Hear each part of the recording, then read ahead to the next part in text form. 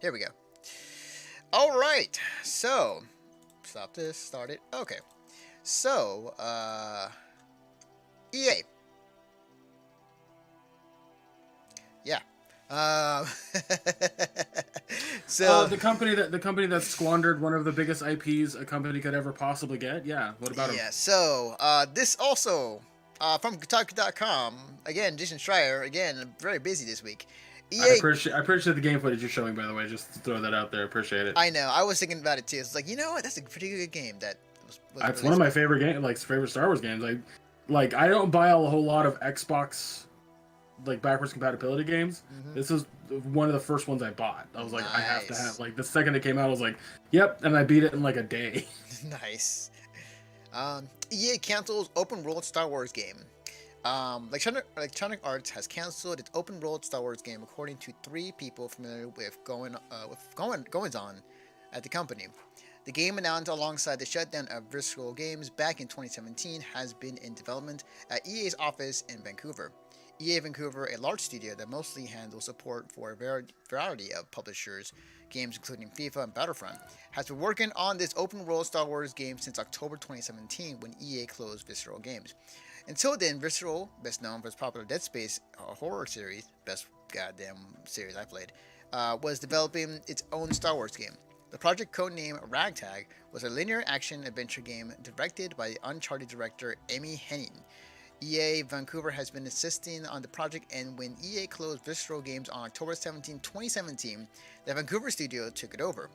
But it wouldn't be accurate to say that EA's Vancouver's Star Wars was the same game as Ragtag. When EA Vancouver took over, it's rebooted the Star Wars project entirely, keeping some of the art assets by transforming it into an open world game. Now that project is cancelled too. So, I said this on Twitter the other day. Hey, what's up, Orion? So, I said this on Twitter the other day. In the span of this contract thus far with Disney, you've had, so far, 2 games, Battlefront 1 and 2, that came out with lukewarm reception, as far as when it comes out. You've had a couple mobile games that came out. You had now, I want to say now a couple of games that were canceled. First off, don't say this is Disney's fault. It's not. As much as I'm okay. I was gonna say, as much as I'm willing, I'm never. No. I'm not saying Disney.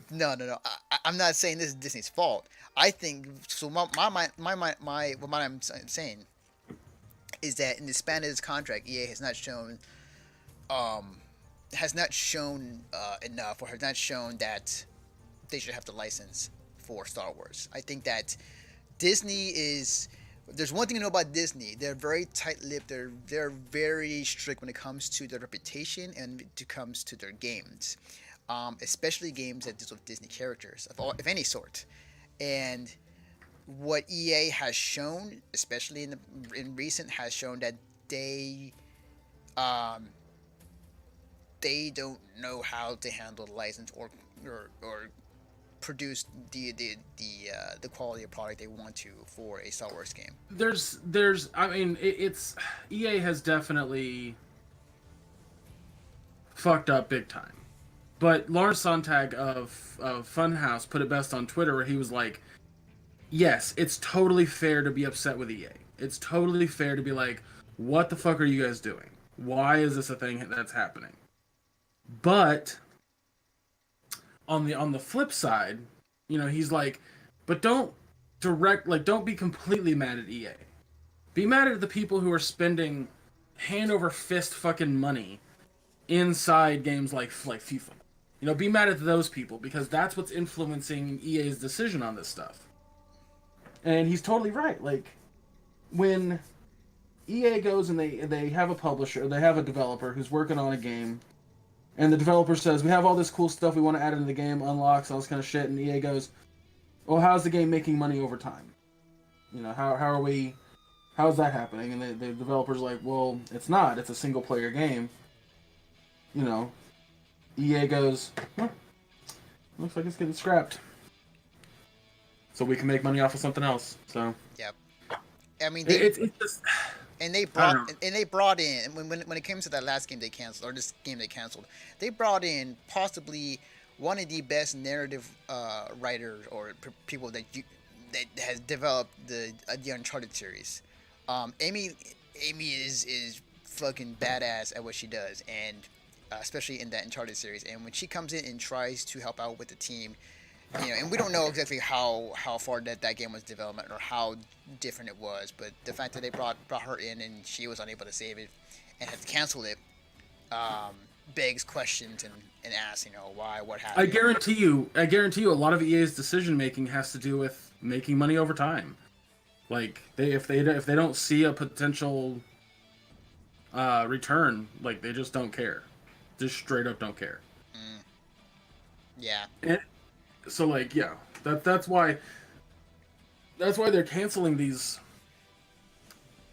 Star Wars games, because I guarantee you that they're not seeing that return.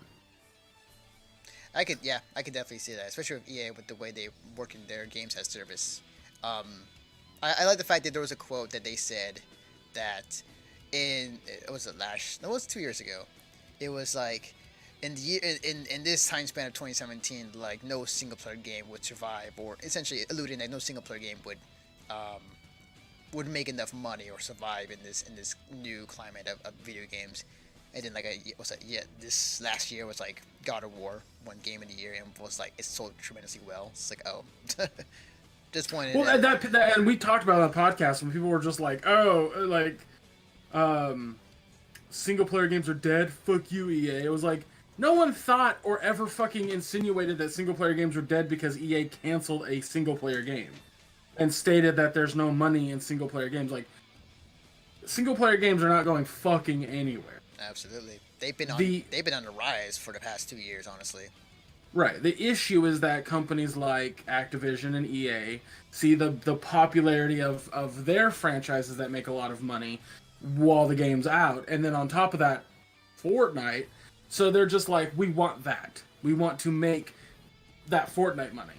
We want to make that FIFA money, and they just don't see Star Wars as that IP.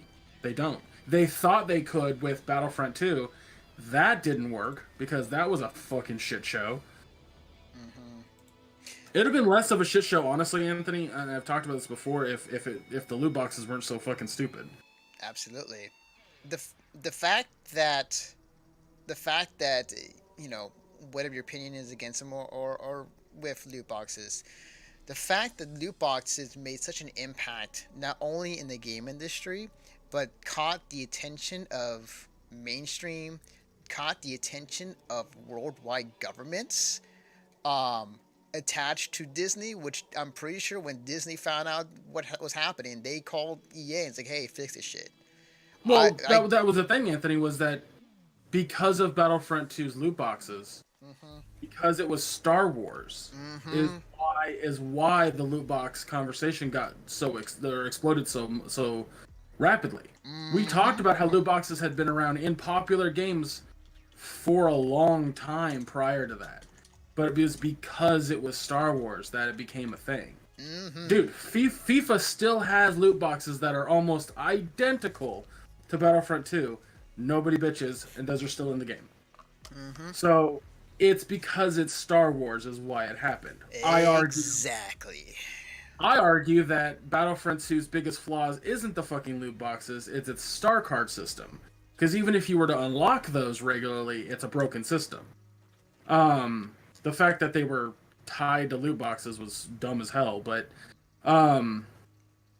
that's a deeper seated issue than anything else. EA saw the backlash that came from having loot boxes in their game, and they misunderstood the backlash as we don't want loot boxes to we don't want loot boxes that affect the gameplay, which are two entirely different things. So the loss that they saw from Battlefront 2 is now being translated to every other Star Wars IP. Yep. So last thing I'll say, or more question actually. You're Disney. I mean, we're not sure how we're not sure how the game's going to be from the guys at Respawn for their Star Wars games they're making, and we're hoping that I'm hoping that the game will come out great because Respawn's made some pretty badass games in the past. Um, so you're Disney. I'm gonna throw a question out to you, Greg. You're Disney. The contract is going to come up at some point. Are you going to renew that contract after what happened with your 10-year contract with EA? Absolutely not. Absolutely not. Hell, I would try to find lawyers to find a clause. Thank you, Valer. You said it like 5 or 6 times. I was like, I get it. I'm Disney. Move on. You're gonna try to find lawyers to find a clause in that contract that allows you to cut the contract if they don't do something soon. If they don't produce a game soon. That's what I would do if I was Bob Iger or whoever's in charge of that particular part of Disney, because you're looking at a massive blockbuster IP that, like, fucking Last Jedi is a year old and people are still arguing about it. Like, Star Wars is that important. There aren't a whole lot of movies out there that come out that are that hyped and that beloved that cause that much discourse between the fans. It just doesn't, there's nothing else that compares to it. So, you want your game development company to produce games for both money purposes, for, expanding the IP further. Like, you want that. And I have this very strong feeling that Disney's gonna ultimatum fucking EA with, like, make a game or you're out, straight up. And I sincerely hope that EA just kind of folds their hands and goes, and then you hear the fucking Kirby Enthusiasm music. So I 100